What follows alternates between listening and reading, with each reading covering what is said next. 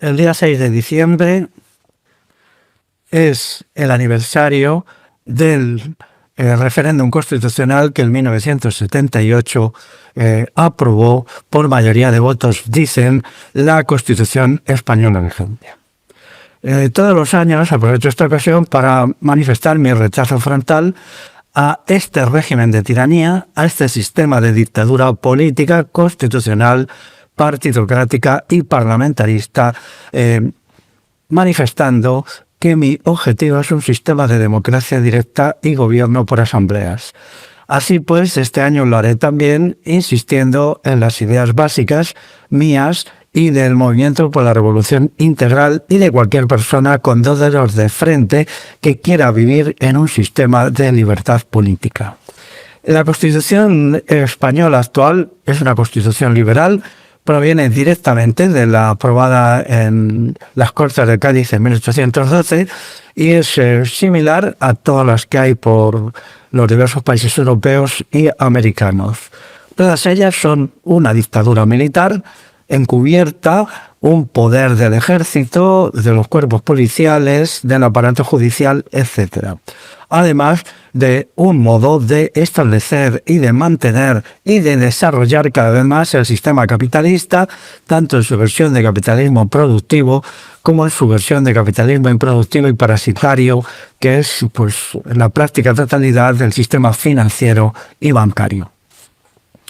Así pues, de lo que se trata no es tanto de criticar la Constitución, como hacen algunos por ahí, para mejorarla, que ese hipercriticismo no es más que un criticismo reaccionario y mejorante, sino de señalar cuál es su propuesta alternativa, que es un régimen de democracia directa con libertades populares reales y con participación de la gente normal, de la gente de la calle, en el régimen de gobierno, no como ahora, que realmente no somos nada más que sujetos pasivos, sujetos oprimidos, sujetos dominados y sujetos expoliados a través del régimen fiscal por el Estado. ¿Quién tiene hoy el poder? Pues el ejército. El artículo 8 de la Constitución, podéis mirarlo por favor, declara al ejército como garante del sistema y su defensor y mantenedor en última instancia. En realidad todas las constituciones liberales, la Revolución Francesa, no fue nada más que la creación de un Estado militar y militarizado, lo mismo que el resto de las constituciones, entre ellas pues la de española de 1812. La Constitución española de 1812 crea el Estado-Nación español, que va a destruir todos los sistemas previos que todavía conservaban un cierto gobierno, autogobierno, el sistema foral vasco, el sistema Navarra basado en las Cortes de Navarra, el sistema castellano y del resto de los pueblos de la península ibérica basado todavía en cierta medida en el concejo abierto y en las formas intermedias de poder popular. Todo eso fue arrasado y fue convertido en un sistema centralizado, homogeneizado, con el castellano como lengua de Estado obligatoria, con un único sistema educativo y un único aparato adoctrinador. Todo esto fusionado con la Iglesia, puesto que ya sabéis que el Estado-Nación pues convirtió a la Iglesia en asalariados y entonces pues la Iglesia vivía del llamado presupuesto de clero y culto, es decir, los curas eran funcionarios del Estado, exactamente esos funcionarios del Estado, y eso fue una de las cosas más funestas y más horribles porque se dirige contra la libertad de conciencia que hizo las Cortes de Cádiz en 1812. Estas Cortes fueron un acto liberticida, supremo, múltiple, que le salió muy mal al Estado-Nación, puesto que creó un caos total que duró durante el siglo XIX y buena parte del XX, que hizo que el país se retrasara respecto a otros países europeos.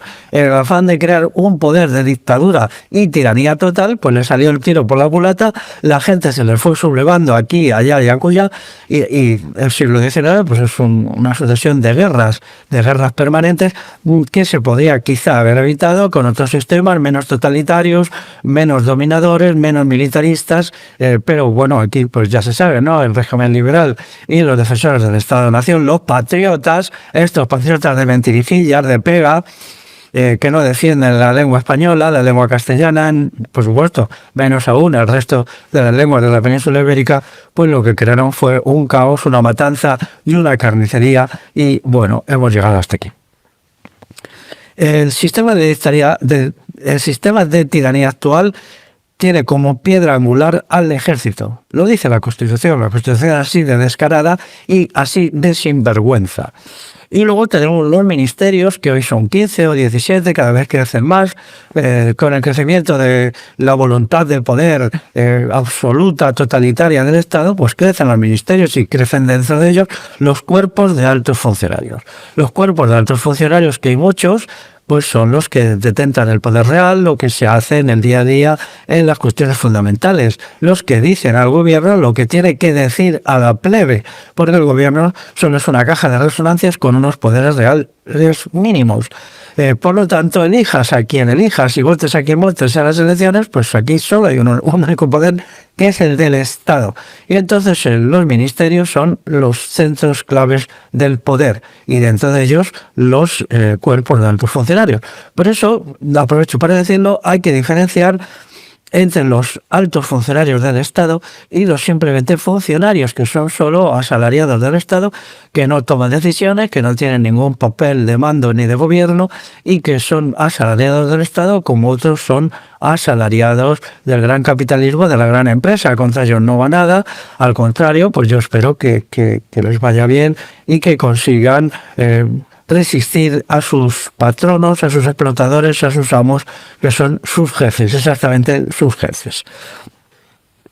Luego, además de los ministerios, está el aparato judicial, un sistema de poder tremendo basado en la arbitrariedad y en el descontrol total, ¿no? A recordar aquello de en España la justicia es un cachondeo, que se dijo ya hace 35 años y se sigue diciendo, con la particularidad de hoy que el aparato judicial está en manos de mujeres. Las mujeres ya son como el 80% de los jueces y los magistrados y de los altos funcionarios del Ministerio de Justicia, y alcanzarán un 90%.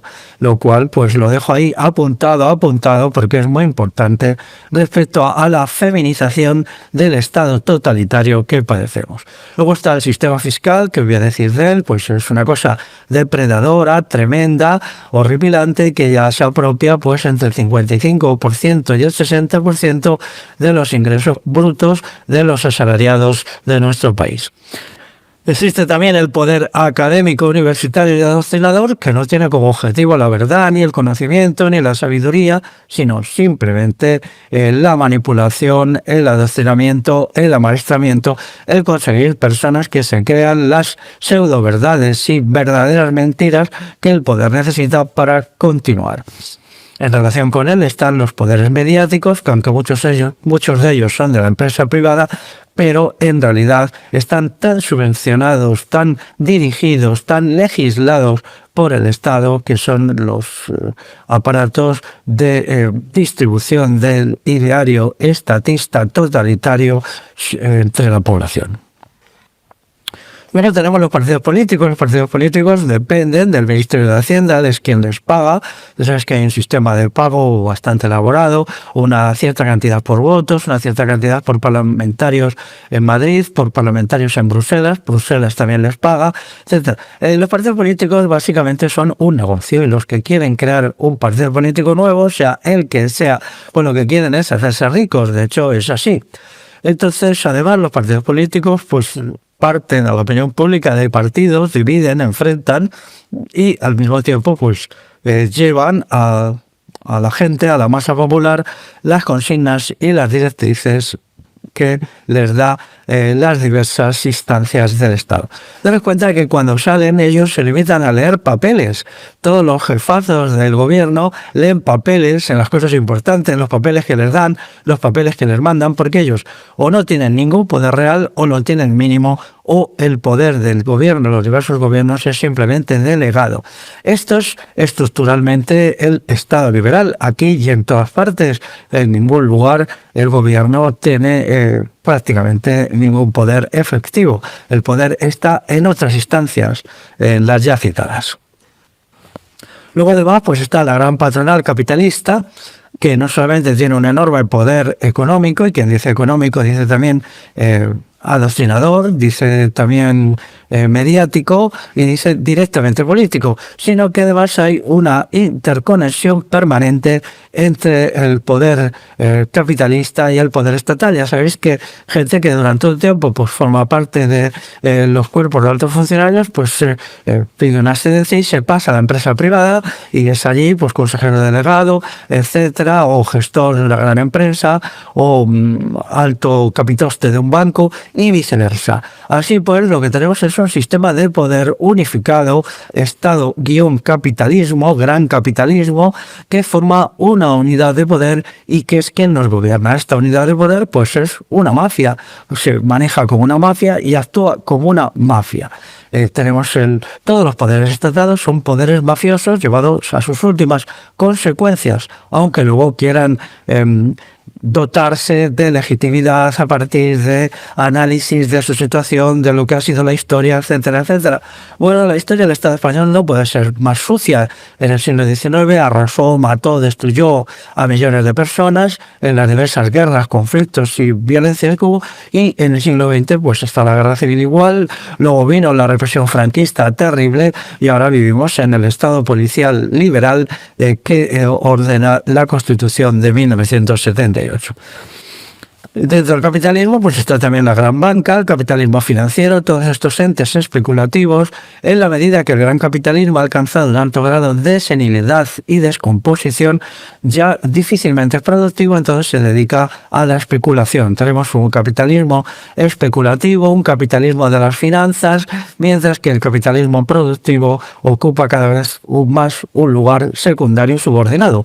Por eso hay que sustituir el capitalismo, hay que eliminarlo y crear en su lugar una economía comunal para la industria, para los servicios y también para la agricultura y la ganadería. Es decir, sería una economía comunal total que englobe las diversas actividades productivas y que vaya acompañada por un auge y un ascenso de la pequeña empresa familiar, la pequeña y mediana empresa industrial y de servicios, que deben ser quienes ellos y la economía comunal pues digamos, dominen la totalidad de la actividad productiva en nuestro país y en toda Europa.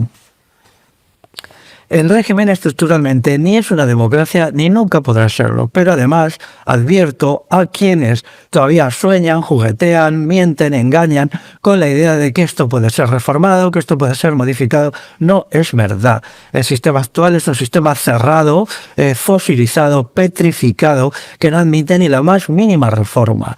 Entonces todos los proyectos reformistas no llevan a nada, pero al mismo tiempo el reformismo es reaccionario porque se reforma lo que se quiere conservar, cuando de lo que se trata es de realizar una revolución política que abra un régimen de libertades populares sobre la base de los principios, los fundamentos y los valores de la democracia directa.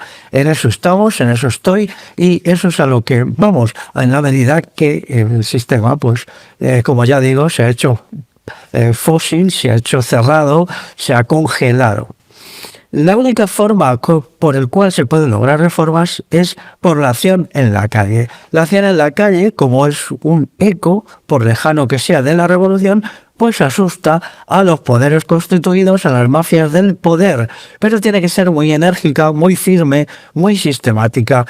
De ahí que quienes creen que se trata de dialogar con esta mentalidad estúpidamente buenista, de hacer ver a los poderes públicos, de hacerles razonar, de pedirles, de levantar, esto es todo una pérdida absoluta de tiempo y una manera de dirigir a la gente por el camino que no es. Aquí solo hay dos caminos, el camino de la revolución y el aquí y ahora, el camino de la acción en la calle, cada vez más enérgica y más combativa, como preámbulo y preparación de la revolución.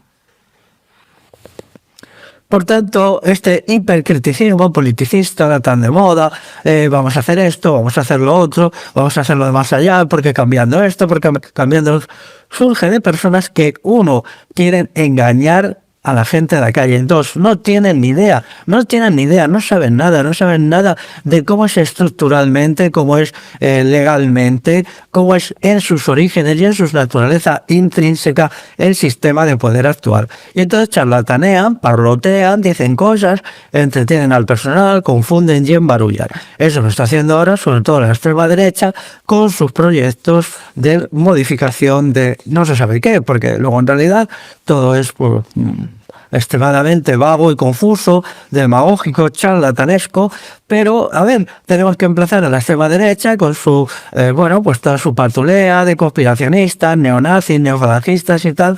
En muy poquito tiempo la extrema derecha está triunfando en Europa, en todas partes, porque el gran capitalismo y los diversos estados y las estructuras de la Unión Europea pues le están haciendo triunfar, porque le están inyectando inmensas cantidades de dinero, le están abriendo las televisiones, le están abriendo las editoriales para que ellos aparezcan ahí, los canales de vídeo, también para que ellos aparezcan ahí como una actualización y una mejora del poder constituido. Pero como esto no es verdad, porque no es verdad, porque ellos lo que quieren es empeorarlo, crear un sistema neonazi, un sistema neofalangista, en el cual todo el poder esté todavía aún más concentrado en las élites del poder de siempre.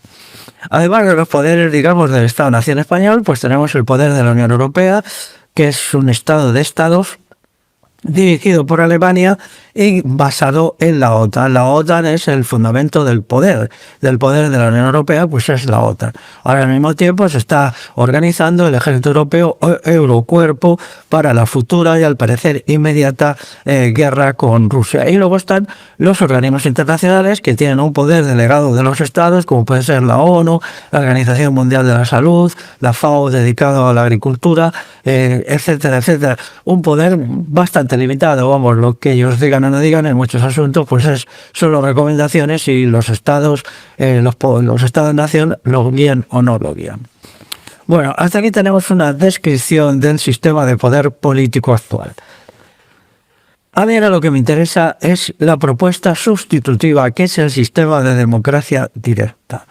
La democracia directa es el único régimen democrático que existe, el único realmente. Hay algunos tratadistas que dicen existen dos tipos de democracia, la democracia representativa y la democracia directa.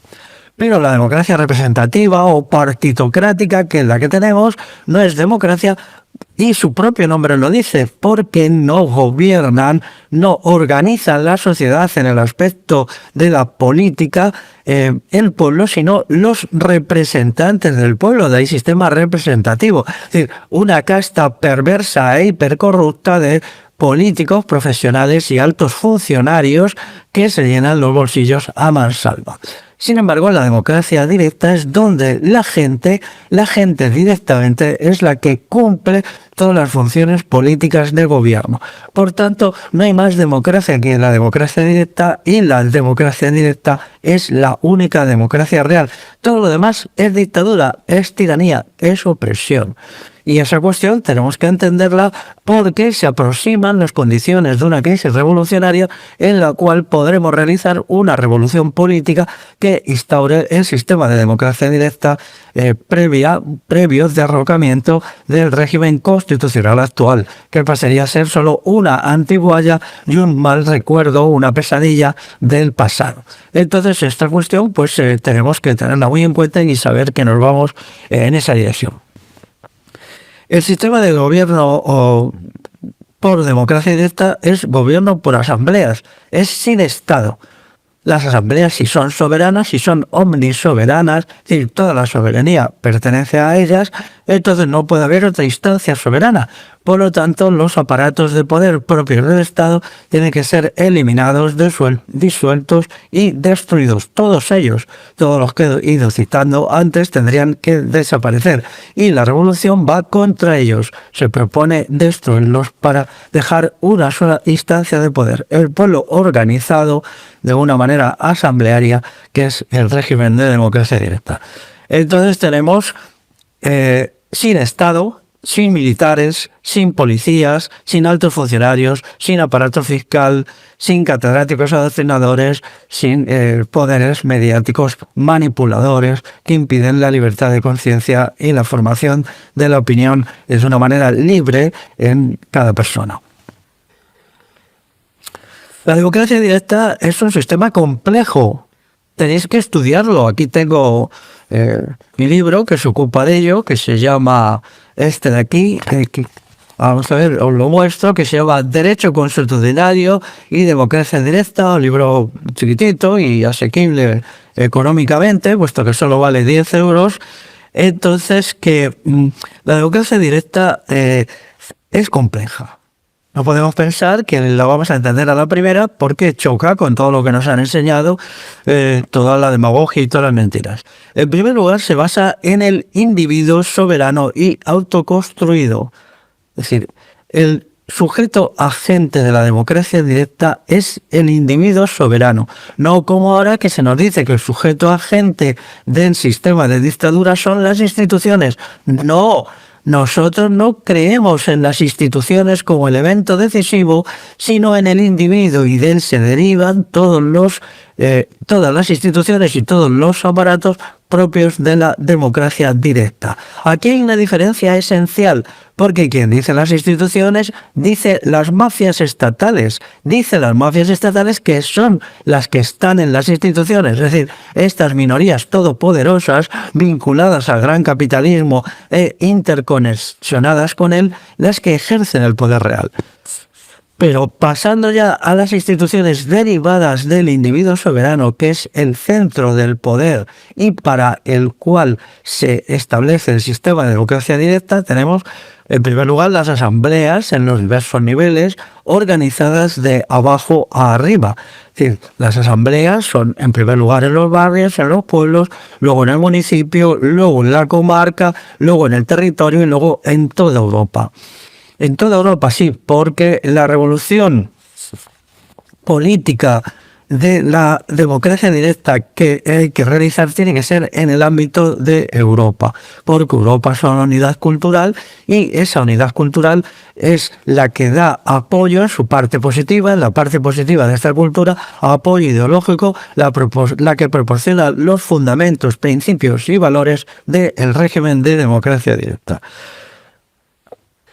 Este es un sistema de dispersión del poder, de tal manera que nadie tenga demasiado poder, ni lo tenga por demasiado tiempo, ni lo tenga sin los contrapoderes correspondientes.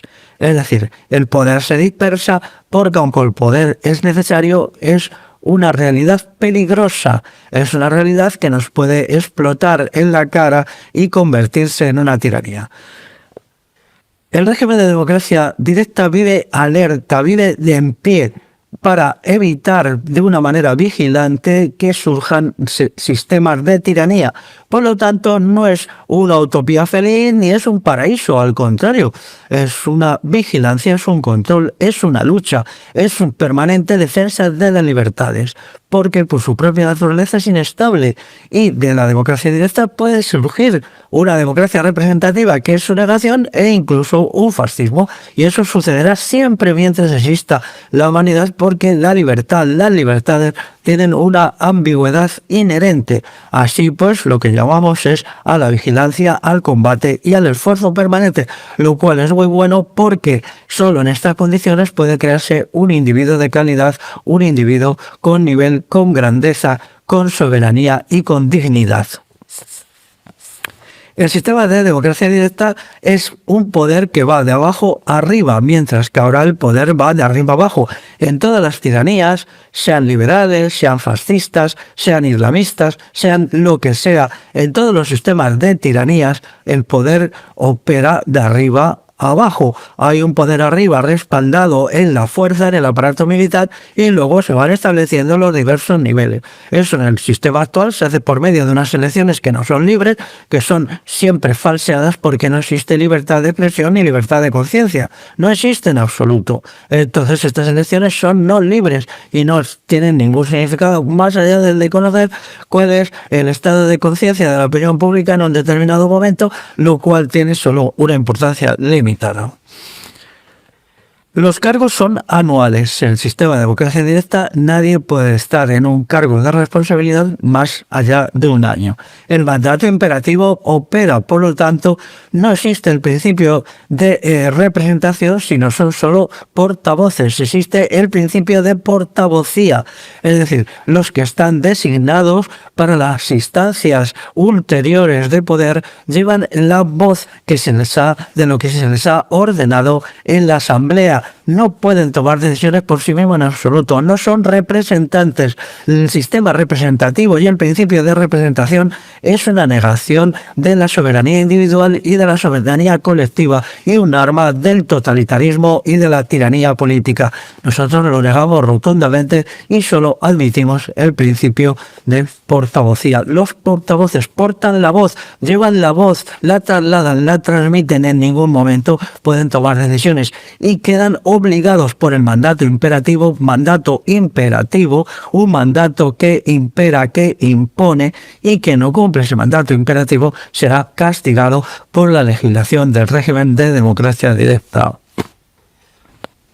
El obrar político en el régimen de democracia directa es por virtud cívica. No hay cargos remunerados, puesto que el tiempo que se tiene poder es pequeño, entonces no hay ningún cargo remunerado, ni la política es un oficio, ni mucho menos un negocio.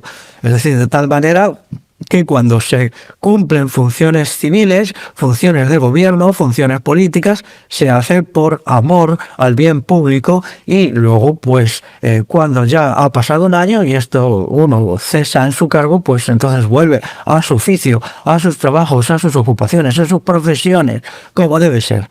Porque se ha dicho que en una democracia verdadera, y solo es verdadera la democracia directa, los políticos son aficionados. Es un sistema de gobierno de aficionados y así debe ser, ¿no?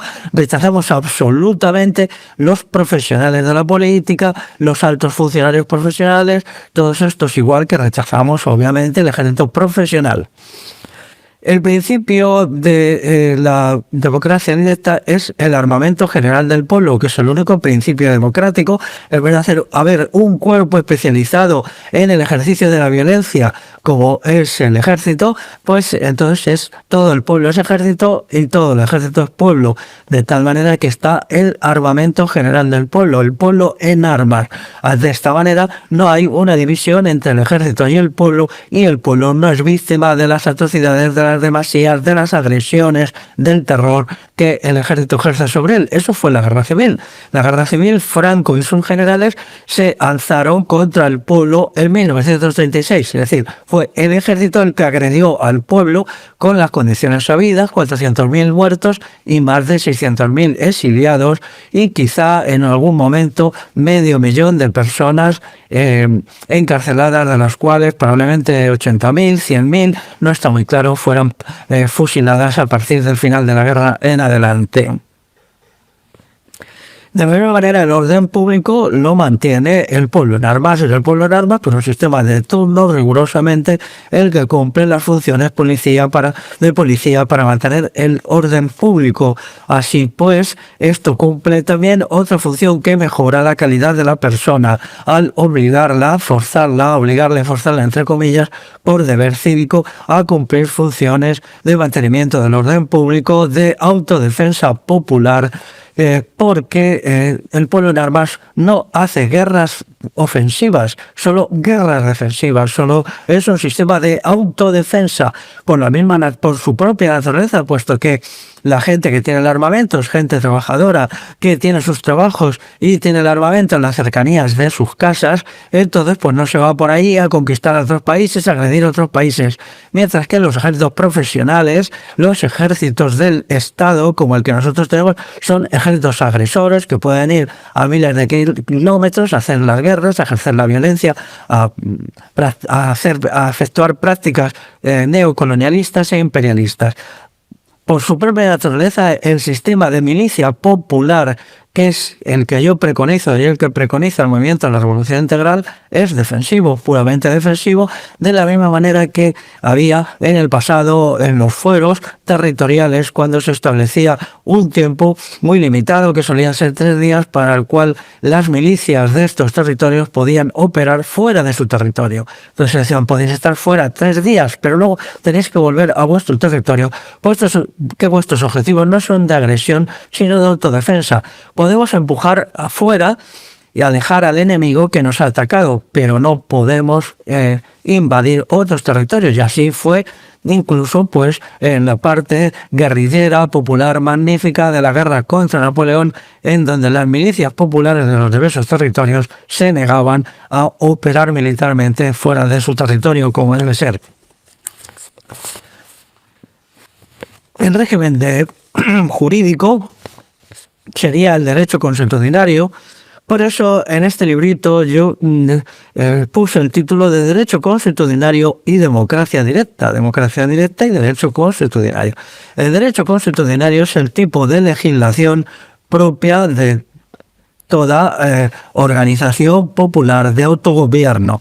Se diferencia del derecho positivo actual en su naturaleza y en la forma como es promulgado. Hoy el poder legislativo formalmente pertenece al Parlamento, realmente pertenece a los cuerpos de altos funcionarios, al ejército, a la gran banca, al gran capitalismo, a los altos expertos de derecho, de las facultades de derecho. Ellos son los que hacen las leyes. Las leyes no son obra del pueblo en absoluto, son obra del pueblo. Toda esta maraña, todo este caos, todo este amontonamiento horrible de legislación contradictoria e incoherente que nadie es capaz de entender ni comprender. Todo esto es contrario a lo que es el derecho consuetudinario. El derecho consuetudinario establece que el poder legislativo está en el pueblo, pero está directamente, son las mismas asambleas populares las que establecen las leyes en sus diversos niveles, como ya digo, en el nivel local, en el nivel comarcal, en el nivel territorial, en el nivel peninsular y en el nivel de toda Europa. Es un sistema que se va estableciendo de abajo arriba, y cada uno de estos niveles, en las estructuras y los organismos que crean, tiene un poder legislativo, pero cuidado, decreciente según vaya para arriba. Es decir, el poder legislativo total lo tienen las asambleas de base, y de ahí para arriba podemos decir, pues entonces hay un poder decreciente menor según se va yendo hacia arriba. En el derecho consuetudinario es el pueblo el creador de las normas jurídicas, mientras que hoy es una minoría exquisita, superpoderosa, la que crea las leyes. Y todo esto luego se legitima con una parodia de parlamentos, el Parlamento Europeo, el Parlamento Español, el Parlamento de las Comunidades Autónomas, en donde lo único que se hace es firmar las leyes que les han hecho llegar los poderes fácticos reales. En estos parlamentos no se hace nada, aparte que los politicastros que están allí no tienen ni idea de nada, no saben nada, están allí por dinero, lo que esperan es llenarse los bolsillos en cada una de las instituciones, 10.000, 15.000, 20.000 euros mensuales, más luego muchos pagos en especie, por así decirlo, muchos privilegios, pero ellos, bueno, se limitan a echar un vistazo a lo que les va llegando y establecen unos pseudo debates y luego firman las leyes que los poderes fácticos les han ordenado que firmen. Esta es la parodia del gobierno actual, donde no existe libertad política, porque la libertad política exige que el poder legislativo esté realmente sea del pueblo, esté en manos del pueblo. La administración de la justicia debe también ser un hecho realizado por el pueblo a través de las asambleas populares, operando como asambleas judiciales, es decir, son asambleas que se reúnen y entonces hacen juicios, hacen asambleas de justicia, y entonces allí se administra, se imparte justicia. Y luego también hay jueces y magistrados designados por las asambleas populares que no son profesionales, que son solo personas conocidas por su honradez, por su probidad, a los cuales se les encarga quizá administrar justicia en algún caso o por un tiempo, siempre un tiempo limitado. Se ha dicho que donde termina la designación anual empieza la tiranía. Daros cuenta qué palabra tan bonita, es decir, todos aquellos cargos otorgamientos de actividades de poder que duren más de un año se convierten automáticamente en tiránicas. Esto es un principio muy antiguo de la cultura europea, que lo voy a repetir, dice, donde acaba la designación anual empieza la tiranía. Es decir, la gente puede tener poder, un poder designado, un poder que le llega del pueblo un año y luego lo tiene que dejar. Igual exactamente lo que he dicho antes del armamento general del pueblo, donde los jefes militares que son necesarios también tienen que ser designados por las asambleas populares y deben ocupar su puesto durante un año, no pudiendo haber jefes profesionales, jefes designados, sino gente que actúe rotativamente y que una vez que ha acabado su turno pues vuelva a sus ocupaciones habituales, incluso que no las deje durante el tiempo que ocupe su turno para la preparación de la autodefensa, como efectivamente defensa de agresiones y nunca jamás como agresiones a otros pueblos o a otras gentes. Así pues, la administración de justicia también se realiza a través de los sistemas propios de la democracia directa. Pero la democracia directa tiene que ser una sociedad moral. No puede ser como ahora, una sociedad inmoral y amoral. Ahora se jactan de ello, se jactan de este asunto. Si leéis la Constitución ya veréis que en ningún momento se refiere para nada a la noción de sociedad moral. La sociedad moral y la economía moral son fundamentos decisivos de la democracia directa. La democracia directa no solamente necesita imperiosamente de una sociedad moral, sino de un individuo moral. No todo puede ser moral, no somos ángeles, como he dicho tantas veces, y necesitamos también normas jurídicas que nos la otorgan derecho consuetudinario. Son coercitivas. Es decir, quien no respete el derecho consuetudinario va a ser sancionado, va a ser castigado según unos códigos de sanciones que en su día se instaurarán. Pero una sociedad verdaderamente libre debe funcionar al máximo por criterios morales y al mínimo por criterios jurídicos. La sociedad actual no es así, funciona al máximo por criterios jurídicos, es decir, por sanciones, por amenazas, por coacciones, por coerciones, por obligaciones y al mínimo o nada por criterios morales. Porque la moralidad no puede imponerse, es algo que sale del individuo. La moralidad es una voluntad de bien y de virtud que surge de la persona y se dirige por un lado a realizar el bien y la virtud en el conjunto de la sociedad y a realizar el bien y la virtud en la relación con sus próximos, con aquellas personas que comparten su día a día, y luego en tercer lugar en relación consigo mismo. Mientras que ahora todo esto no aparece, ahora realmente estamos en una sociedad inmoral que se basa en el principio de la voluntad de poder, del dominio sobre nosotros, que eso es el Estado. El Estado no es nada más que la voluntad de poder realizada, una voluntad de poder terrible, espantosa, en la cual una minoría que en las instituciones del Estado no engloban más allá del 2-3% de la población, domina al resto, con un escalón sociológico intermedio que son las clases medias, que tienen una parte de dominadores, pero también otra parte de dominadas. Entonces, en este sistema lo que importa es la voluntad de poder. Y se basa en el principio de que el ser humano es lobo para el ser humano. Y en el principio de o te domino o me dominas, por lo tanto te domino. Y en la medida que te domino, te manipulo, te agredo, te degrado, te adoctrino. Es como funciona, es absolutamente inmoral, todo es brutal, todo es descabellado en la realización de la ley de la selva en su peor expresión. Y eso es exactamente lo que contiene la Constitución actual. Pero En económico igual, en el terreno económico no hay una cooperación y una distribución del producto económico, sino lo que hay es el principio de la explotación. Yo soy propietario y por lo tanto en el acto de trabajar te domino, te mando, te manipulo, te engaño, te expolio. Si puedo en los negocios te saco todo lo que pueda, en la empresa te rebajo el salario todo lo que pueda, te obligo a trabajar en unas condiciones laborales espantosas, etcétera, etcétera. ¿Dónde queda eso? La moralidad. ¿Dónde queda el principio fundamental del amor al amor? ¿Dónde queda todo esto? En ningún lado, ha desaparecido. Sin embargo, la democracia directa quiere crear un sistema de sociedad moral, no totalmente moral, como he dicho, moral en lo colectivo y moral en lo individual por convicción interior. Esto es decisivo y entonces tenemos que oponernos a todas las teoréticas de la amoralidad y la inmoralidad. Volver a leer la Constitución de 1978 para que os echéis manos a la cabeza de su inmoralidad, dejando aparte las frasecitas embusteras. Hoy ya, cuando han pasado bastantes años de su promulgación, pues ya vemos las frasecitas embusteras, demagógicas, que son inmorales por eso, porque son embusteras, porque se pusieron ahí para engañar y para mentir, y el resto pues todo es barbarie, vandalismo. Si no cumples te castigamos, los empresarios te van a expoliar, te van a explotar, te van a sacar hasta el último aliento en el trabajo y tú vas a ser un oprimido, una persona a la que se le ha negado su peculiar manera de ser, puesto que tienes que ser como te digan los poderes constituidos que seas, no puedes ser por ti mismo ni desde ti mismo y tienes que conformarte todo a lo que te manden. Eres un sujeto que obedece órdenes y que no tiene la libertad de gobernarse a sí mismo ni de gobernar la sociedad en la que vive.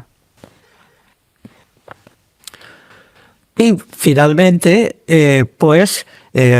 hablamos de la educación que tiene que ser el sistema educativo actual. Es un sistema adoctrinador, cada vez más adoctrinador, cada vez más policíaco en los tres niveles: el nivel básico, el nivel de la enseñanza media y el nivel de la enseñanza universitaria.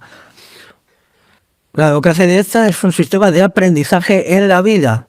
Aprendizaje en la vida, en la realidad, a partir de la cultura popular, de la sabiduría popular y de la cooperación de unos con otros en el acto de aprender, Así pues, no tiene las connotaciones escolares que ahora tiene de adoctrinamiento, de manipulación, que está llegando un momento en que cada día se convierte en algo más terrible, ¿no? Algo que sobre todo la juventud ya no puede soportar, el sistema académico cada vez más brutal, más ajeno a la realidad, más desolador de lo que está creando. Es precisamente todo este sistema de renuncia a vivir, de dispararse en los índices de suicidio en la juventud.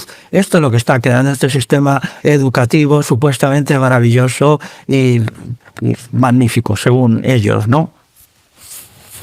Todo esto para Europa, porque la revolución política por venir tiene que ser una revolución europea, sustituyendo la Europa de los estados, dominada por Alemania, por otra que sea la Europa de los pueblos, entonces en la cual cada uno de los pueblos haya recuperado su historia, su cultura, su lengua. Serían más o menos, es difícil conocerlo, unos 90 pueblos, mientras que ahora hay 27 estados. Entonces 90 pueblos crearían una Europa de la libertad, una Europa de los pueblos, una Europa invulnerable a los procesos del racismo antiblanco y de la sustitución étnica que ahora padecemos.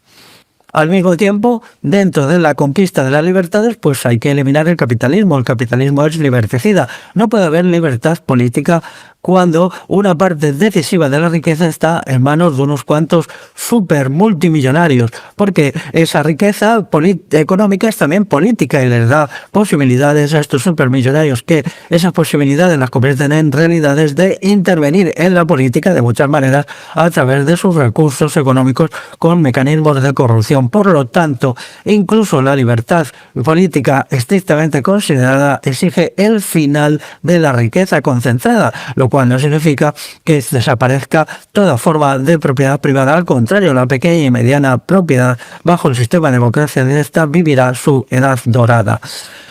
Todo el conjunto de la economía se autogobernará como una economía comunal sin capitalismo. Los modelos de democracia directa que conocemos son varios. Esto no es una utopía, ya ha existido. Y entonces voy a citar tres tres. Podría citar más, pero para no alargarme mucho, es en primer lugar la democracia ateniense, con todas las limitaciones. Habría que poner algunas pegas, algunos peros. Ahora voy a sacar ya pronto mi manual para una revolución integral comunal. Va a salir pronto el manual, mi libro, y entonces ahí pues dedico bastante tiempo al análisis minucioso de lo que realmente fue la democracia ateniense. Pero bien, siendo benévolos, pues aceptemos que fue un sistema de gobierno por asambleas, aunque quizá no lo fuera, y admitamos que lo consideramos como una referencia nuestra. Luego está en segundo lugar la Comuna de París, en 1871, cuando el pueblo de París se subleva, practica el armamento general del pueblo, establece un régimen de gobierno por asambleas con derecho consuetudinario y una economía comunal. Por desgracia, solo se mantiene 2 meses y luego es arrasada y barrida por el Estado francés, que hace una gran carnicería, como siempre hace el Estado. El Estado es Estado carnicero, el Estado de las matanzas, y entonces pues al parecer fueron asesinados unos 50.000 comuneros, así se les llama, 50.000 comuneros. Y luego está nuestro sistema de concejo abierto alto medieval y medieval, que era un sistema de gobierno por asambleas que había aprendido mucho de la democracia ateniense y que luego inspiró a la Comuna de París, puesto que también en muchas zonas del hexágono francés se establecieron también sistemas de autogobierno por asambleas, que luego cuando la clase obrera parisina se insurrecciona en la primavera de 1871 en París, es el sistema que copia. Así pues tenemos estos tres sistemas. Saint-Mars es cuando una persona bien intencionada se pone a reflexionar de qué modo y cómo puede establecerse un régimen de verdadera libertad política con participación de la persona común en todas las tareas del gobierno, pues llega a la democracia directa. Eso es la democracia directa. Es un sistema de sentido común, de una lógica sencilla que va resolviendo todos los problemas políticos a partir de una lógica de la participación y de la igualdad política entre las personas, que ahora no existe, claro. ¿Cómo hacer esto? Pues a través de una revolución política. Necesitamos una revolución política que realice la libertad política. También la libertad civil, también la libertad de conciencia, pero sobre todo la libertad política a través de los sistemas y mecanismos e instituciones antes dichas. La revolución política tiene que estar en el seno de una revolución integral. No basta solo con una revolución política, es necesaria una revolución económica, una revolución en la cosmovisión, una revolución moral, una revolución individual. O sea, todo ese conjunto de revoluciones son los que hacen la revolución integral. Pero hoy estamos hablando de la revolución política, que es uno de los componentes más importantes de esta suma de revoluciones. La revolución integral es una revolución de revoluciones. Y en tercer lugar, existe la necesidad de una transformación cualitativa del individuo, el ser nada que el actual sistema produce, un ser nadificado, destruido, triturado, reducido a la nada, un ser nadificado, un ser humano, un subhumano con apariencia humana, no puede ser el que se organice en el sistema de democracia directa. Necesitamos un ser humano realizado, completo, con todos sus atributos intelectuales, emocionales, convivenciales, en buen orden. ¿Esto es posible? Sí. Las sociedades europeas actuales se precipitan hacia un caos, hacia un sistema de catástrofe. Y hay muchos anuncios por ahí que dicen Europa va a la catástrofe está a 2 pasos, en Europa occidental, etcétera, etcétera. Esto es verdad, sí, pero con una ligera variante. Todos estos catastrofistas olvidan que todas las catástrofes son, en definitiva, también situaciones revolucionarias y que todas ellas hay que verlas por lo positivo, como posibilidad de crear una nueva sociedad, un nuevo sistema político, un nuevo régimen de libertades y un nuevo ser humano. Entonces tenemos que verlo desde ese punto de vista, dejando el catastrofismo y el negativismo de los metemiedos habituales. ¿Por qué ellos son tan negativistas? Porque les asusta y les aterra que el régimen que ellos apoyan, que es el régimen liberal constitucional actual, se venga abajo, se desmorone, se derrumba y triunfe la revolución política popular.